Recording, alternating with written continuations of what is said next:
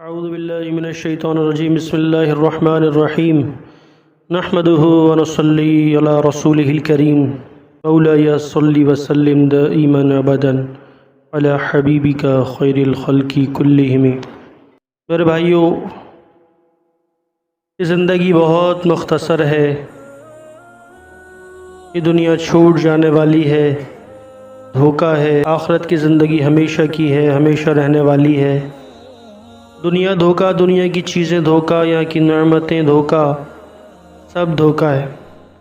اور آخرت کی زندگی ہمیشہ ہمیشہ کی رہنے والی زندگی ہے۔ اس زندگی کی تیاری کرنے کے لیے اللہ نے ہمیں دنیا میں بھیجا ہے۔ محمد بن سماک رحمہ اللہ فرماتے ہیں کہ بنو امیہ کے لوگوں میں موسیٰ بن محمد بن سلیمان الہاشمی بہت ہی ناز پروردہ رئیس تھا۔ دل کی خواہشات پوری کرنے میں ہر وقت منہمک رہتا، کھانے میں، پینے میں، لباس میں، لہو و لعب میں، خواہشات اور لذات کی ہر نوع میں اعلیٰ درجے پر تھا۔ لڑکے اور لڑکیوں میں ہر وقت منہمک رہتا، نہ اس کو کوئی غم تھا نہ فکر، خود بھی نہایت ہی حسین چاند کے ٹکڑے کی طرح سے تھا۔ اللہ تعالی شانہ کی ہر نوع کی دنیاوی نعمت اس پر پوری تھی۔ اس کی آمدنی 3,03,000 دینار اشرفیاں سالانہ تھی، جو ساری کی ساری اسی لہو و لعب میں خرچ ہوتی تھی۔ ایک اونچا بالا خانہ تھا جس میں کئی کھڑکیاں تو شارع عام کی طرف کھلی ہوئی تھیں، جن پر بیٹھ کر وہ راستہ چلنے والوں کے نظارے کرتا، اور کئی کھڑکیاں دوسری جانب باغ کی طرف کھلی ہوئی تھیں، جن پر بیٹھ کر وہ باغ کی ہوائیں کھاتا، خوشبوئیں سونگھتا۔ اس بالا خانے میں ایک ہاتھی دانت کا قبہ تھا جو چاندی کی میخوں سے یعنی کیلوں سے جڑا ہوا تھا، اور سونے کا اس پر جھول تھا۔ اس کے اندر ایک تخت تھا جس پر موتیوں کی چادر تھی، اور اس ہاشمی کے سر پر موتیوں کا جڑا ہوا عمامہ تھا۔ اس قبہ میں اس کے یار احباب جمع رہتے، خدام ادب سے پیچھے کھڑے رہتے، سامنے ناچنے گانے والیاں قبے سے باہر مجتمع رہتی۔ جب گانا سننے کو دل چاہتا، وہ ستار کی طرف ایک نظر اٹھاتا اور سب حاضر ہو جاتی، اور جب بند کرنا چاہتا تو ہاتھ سے ستار کی طرف اشارہ کر دیتا، گانا بند ہو جاتا۔ رات کو ہمیشہ جب تک اس کو نیند نہ آتی یہی شغل رہتا، اور شراب کے نشے سے جب اس کی عقل جاتی رہتی، یاران مجلس اٹھ کر چلے جاتے، وہ جون سی لڑکی کو چاہتا پکڑ لیتا اور رات بھر اس کے ساتھ خلوت کرتا۔ صبح کو وہ شطرنج، چوسر وغیرہ میں مشغول ہو جاتا۔ اس کے سامنے کوئی رنج و غم کی بات، کسی کی موت، کسی کی بیماری کا تذکرہ بالکل نہ آتا۔ اس کی مجلس میں ہر وقت ہنسی اور خوشی کی باتیں، ہنسانے والے قصے اور اسی قسم کے تذکرے رہتے۔ ہر دن نئی نئی خوشبوئیں جو اس زمانے میں کہیں ملتیں، وہ روزانہ اس کی مجلس میں آتیں۔ عمدہ عمدہ خوشبوؤں کے گلدستے وغیرہ حاضر کیے جاتے۔ اسی حالت میں اس کے 27 برس گزرے۔ ایک رات کو وہ حسب معمول اپنے قبے میں تھا، دفعتاً اچانک اس کے کان میں ایک ایسی سریلی آواز پڑی جو اس کے گانے والوں کی آواز سے بالکل جدا تھی، لیکن بڑی دلکش تھی۔ اس کی آواز نے کان میں پڑتے ہی اس کو بے چین سا کر دیا، اپنے گانے والوں کو بند کر دیا، اور قبے کی کھڑکی سے باہر سر نکال کر اس آواز کو سننے لگا۔ وہ آواز کبھی کان میں پڑ جاتی، کبھی بند ہو جاتی۔ اس نے اپنے خدام کو حکم دیا کہ یہ آواز جس شخص کی آ رہی ہے اس کو پکڑ کے لاؤ۔ شراب کا دور چل رہا تھا۔ خدام جلدی سے اس آواز کی طرف دوڑے اور اس آواز کو تلاش کرتے کرتے ایک مسجد میں پہنچے، جہاں ایک جوان نہایت ضعیف بدن، زرد رنگ، گردن سوکھی ہوئی، ہونٹوں پر خشکی آئی ہوئی، بال پراگندہ، پیٹ کمر سے لگا ہوا، 2 ایسی چھوٹی چھوٹی لنگیاں اس کے بدن پر کہ ان سے کم میں بدن نہ ڈھک سکے، مسجد میں کھڑا ہوا، اپنے رب کے ساتھ مشغول تلاوت کر رہا تھا، یہ لوگ اس کو پکڑ کر لے گئے، نہ اس سے کچھ کہا نہ بتایا، ایک دم اس کو مسجد سے نکال کر وہاں بالا خانے پر لے جا کر اس کے سامنے پیش کر دیا کہ حضور یہ حاضر ہے۔ وہ شراب کے نشے میں کہنے لگا، یہ کون شخص ہے؟ انہوں نے عرض کیا کہ حضور یہ وہی شخص ہے جس کی آواز آپ نے سنی تھی۔ اس نے پوچھا، تم اس کو کہاں سے لائے ہو؟ وہ کہنے لگے، حضور مسجد میں تھا، کھڑا ہوا قرآن شریف پڑھ رہا تھا۔ اس رئیس نے اس فقیر سے پوچھا، تم کیا پڑھ رہے تھے؟ اس نے اعوذ باللہ پڑھ کر یہ آیتیں بتائیں، جن کا ترجمہ یہ ہے، بے شک نیک لوگ جنت کی بڑی نعمتوں میں ہوں گے اور سحریوں پر بیٹھے ہوئے جنت کے عجائب دیکھتے ہوں گے۔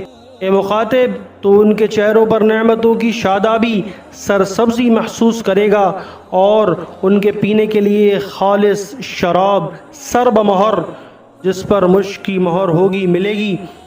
ایک دوسرے پر حرص کرنے والوں کو ایسی ہی چیزوں میں حرص کرنا چاہیے کہ یہ نعمتیں کس کو زیادہ ملتی ہیں، اور ان کا ملنا اعمال کی وجہ سے ہوتا ہے، اس لیے ان اعمال میں حرص کرنا چاہیے جن سے یہ نعمتیں حاصل ہوں۔ اور اس شراب کی آمیزش تسنیم کے پانی سے ہوگی۔ شراب میں کوئی چیز ملائی جاتی ہے تو اس سے اس کا جوش زیادہ ہو جاتا ہے، اور وہ تسنیم جنت کا ایک ایسا چشمہ ہے جس سے مقرب لوگ پانی پیتے ہیں، یعنی اس چشمے کا پانی مقرب لوگوں کو تو خالص ملے گا، اور نیک لوگوں کی شراب میں اس میں سے تھوڑا سا ملا دیا جائے گا۔ اس کے بعد اس فقیر نے کہا، ارے دھوکے میں پڑے ہوئے، تیرے اس محل کو، تیرے اس بالا خانے کو، تیرے ان فرشوں کو ان سے کیا مناسبت؟ وہ بڑی اونچی مسحریاں ہیں جن پر فرش بچھے ہوئے ہیں، ایسے فرش جو بہت بلند ہیں، ان کے استر دبیز ریشم کے ہوں گے۔ وہ لوگ سبز، مشجر اور عجیب و غریب خوبصورت کپڑوں پر تکیہ لگائے ہوئے ہیں۔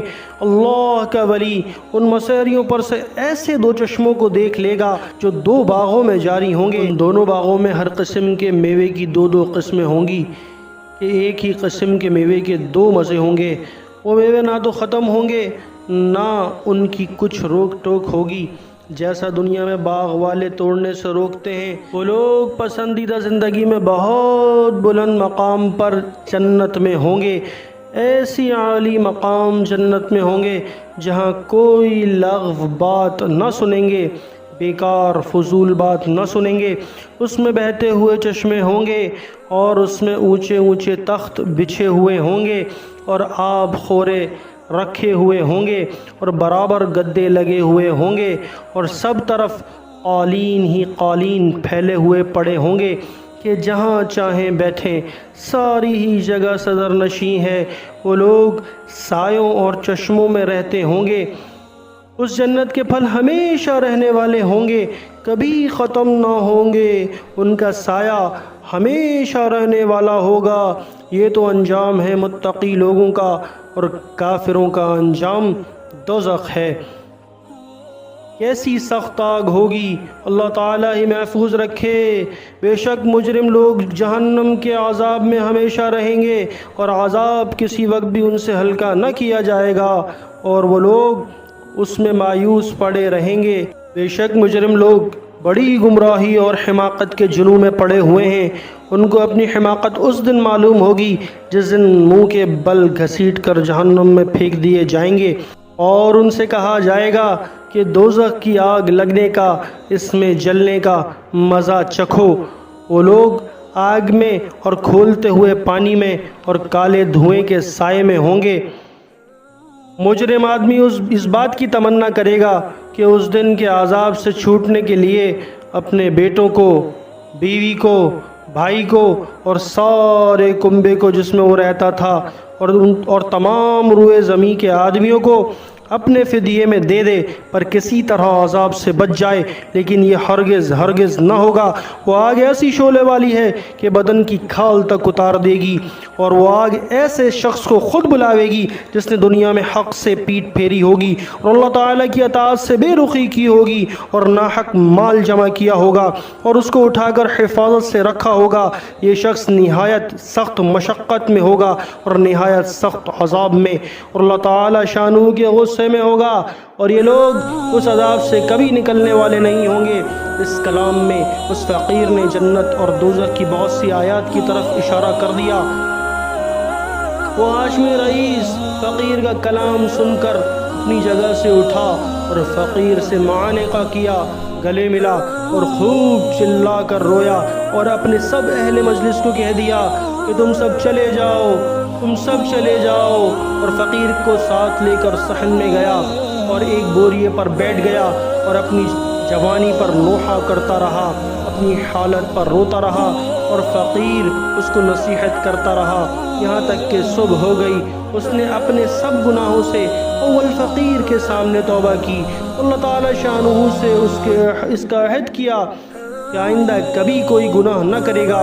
پھر دوبارہ دن میں سارے مجمع کے سامنے توبہ کی اور مسجد کا کونا سنبھال کر اللہ تعالی شانہ کی عبادت میں مشغول ہو گیا، اور اپنا وہ سارا ساز و سامان مال و متاع سب فروخت کر کے صدقہ کر دیا، اور تمام نوکروں کو موقوف کر دیا، اور جتنی چیزیں ظلم و ستم سے لی تھیں سب اہل حقوق کو واپس کی، غلام اور باندیوں میں سے بہت سے آزاد کیے اور بہت سے فروخت کر کے ان کی قیمت صدقہ کر دی، اور موٹا لباس اور جو کی روٹی اختیار کی۔ تمام رات نماز پڑھتا، دن کو روزہ رکھتا، حتیٰ کہ بزرگ اور نیک لوگ اس کے پاس اس کی زیارت کو آنے لگے، اور اتنا مجاہدہ اس نے شروع کر دیا کہ لوگ اس کو اپنے حال پر رحم کھانے کی اور مشقت میں کمی کرنے کی فرمائش کرتے اور اس کو سمجھاتے۔ یہ تعالی شانہ نہایت کریم ہے، وہ تھوڑی محنت پر بہت زیادہ اجر عطا فرماتے ہیں۔ مگر وہ کہتا کہ دوستو، میرا حال مجھے کو معلوم ہے، میں نے اپنے مولا کی رات دن نافرمانیاں کی ہیں، بڑے سخت سخت گناہ کیے ہیں۔ یہ کہہ کر وہ رونے لگتا اور خوب روتا۔ اسی حالت میں ننگے پاؤں پیدل حج کو گیا۔ ایک موٹا کپڑا بدن پر تھا، ایک پیالہ اور ایک تھیلا صرف ساتھ تھا۔ اسی حالت میں مکہ مکرمہ پہنچا اور حج کے بعد وہیں قیام کر لیا، وہیں انتقال ہوا، ورحمہ اللہ رحمۃ واسعہ۔ مکے کے قیام میں رات کو حتیم میں جا کر خوب روتا اور گڑ گڑاتا اور کہتا کہ میرے مولا، میری کتنی خلوتیں ایسی گزر گئیں جن میں نے تیرا خیال بھی نہ کیا، میں نے کتنے بڑے بڑے گناہوں سے تیرا مقابلہ کیا، میرے مولا میری نیکیاں ساری جاتی رہیں کہ کچھ بھی نہ کمایا، اور میرے گناہ میرے ساتھ رہ گئے۔ ہلاکت ہے میرے لیے اس دن جس دن تجھ سے ملاقات ہوگی، یعنی مرنے کے بعد میرے لیے ہلاکت پر ہلاکت ہے، یعنی بہت زیادہ ہلاکت ہے۔ اس دن جس دن میرے اعمال نامے کھولے جائیں گے، وہ میری رسوائیوں سے بھرے ہوئے ہوں گے، وہ میرے گناہوں سے پر ہوں گے، بلکہ تیری ناراضی سے مجھ پر ہلاکت اتر چکی ہے، اور تیرا عتاب مجھ پر ہلاکت ہے، جو تیرے ان احسانوں پر ہوگا جو ہمیشہ تو نے مجھ پر کیے، اور تیری ان نعمتوں پر ہوگا جن کا ہمیشہ میں نے گناہوں سے مقابلہ کیا، اور تو میری ساری حرکتوں کو دیکھ رہا تھا۔ میرے آقا، تیرے سوا میرا کون سا ٹھکانہ ہے جہاں بھاگ کر چلا جاؤں؟ تیرے سوا کون شخص ایسا ہے جس سے التجا کروں؟ تیرے سوا کون ہے جس پر کسی قسم کا بھروسہ کروں؟ میرے آقا، میں اس قابل ہرگز نہیں ہوں کہ تجھ سے جنت کا سوال کروں، البتہ محض تیرے کرم سے، تیری عطا سے، تیرے فضل سے اس کی تمنا کرتا ہوں کہ تو مجھ پر رحم فرما دے اور میرے گناہ معاف کر دے۔ فَإِنَّكَ أَهْلُ التَّقْوَى وَأَهْلُ الْمَغْفِرَةِ۔